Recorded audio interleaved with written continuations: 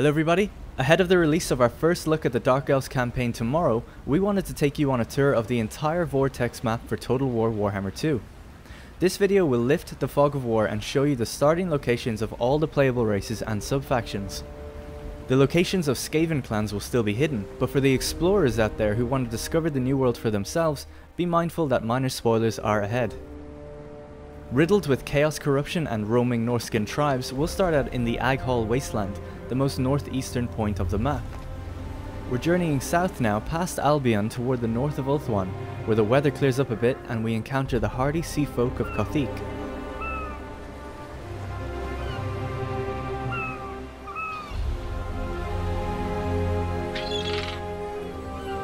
As we venture further south along the chain of sporadic islands of the Eastern Ocean, you'll notice a lot of dangerous and difficult to navigate rocks by the cliffs, a hazard for any seagoing army.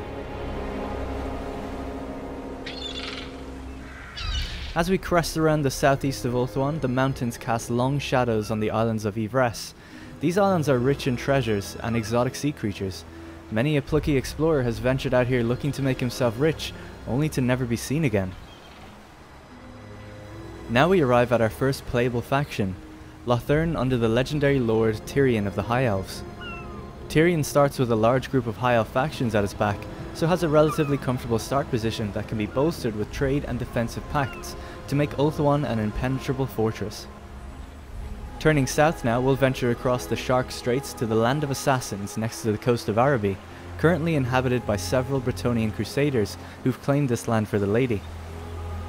The dwarfs of Cobra Pass need pay no attention in their sandy mountain holes as beastmen tribes run rampant along the coastline. Across the land of the Dervishes lies Sudenburg and the Necrarch Brotherhood, factions in constant battle for the control of the shifting sands, while the Greenskins of Arachnos fight for control of Karak-Zorn. Here we encounter our second playable faction. Along the coast of ruins is where we can find the last defenders, led by Krokgar of the Lizardmen.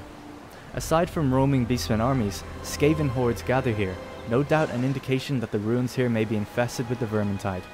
Southward along the shifting mangrove coastline reveals a beautiful coral reef, flanked by a string of ruined settlements. Armies will find landing at these beaches troublesome, as many ships will become stranded and bogged down among the deadly ocean banks, and exploring the ruins can yield riches or awaken unknown ancient magic. Our third playable faction is Clan Moors, led by Queek Headtaker of the Skaven. The High Elves of the Fortress of Dawn have ventured deep into the southern jungles where Queek Headtaker has an ambush lying in wait. Once dealt with, Queek will only have to look north for conquest. Across the expansive churning gulf we arrive at the High Elf-owned Citadel of Dusk, at the southernmost tip of Lustria. The majority of Lustria is comprised of ancient ruins, jungles and swamplands, with the dwarf-controlled spine of Sotek forming the mountainous backbone of the continent.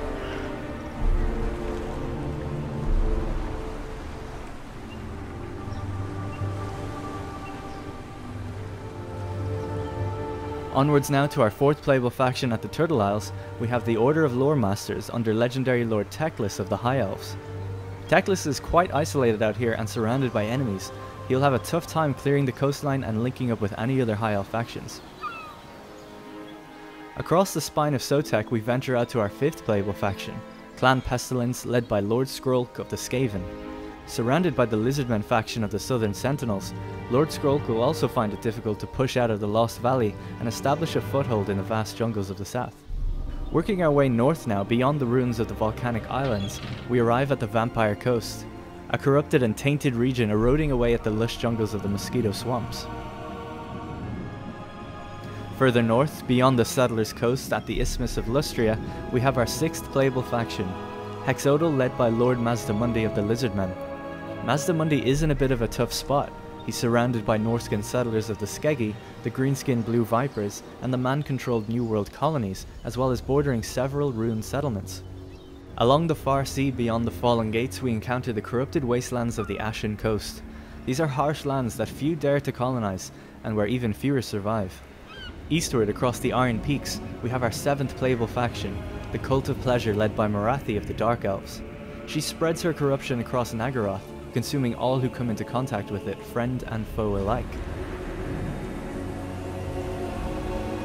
Naggaroth is largely the theatre of the Dark Elves. The coastlines are all inhabited with different Dark Elf factions, and the climate is suitably cold and barren, echoing the torture and death that can be heard billowing out across these lands.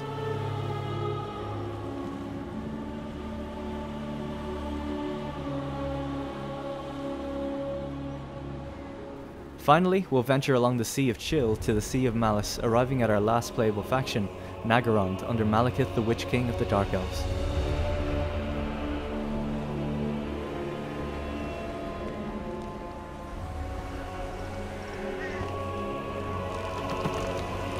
So that's it for our quick tour around the Vortex campaign map for Total War Warhammer 2. Tomorrow, we'll join Malekith midway into the campaign as he leads an invasion of Ulthuan. Hello everybody, this is Havoc, and even though I'm a bit behind on the Warhammer news, I still wanted to cover the videos Total War has released in the last few days.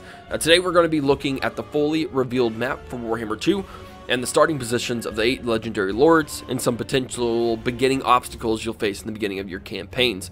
Right off the bat, I wanted to say that I love how transparent Creative Assembly has been leading up to the release of Warhammer 2. It is the most information we've gotten before the release of any Total War game thus far, and I think it's doing wonders to create some hype while also not revealing too much at the same time.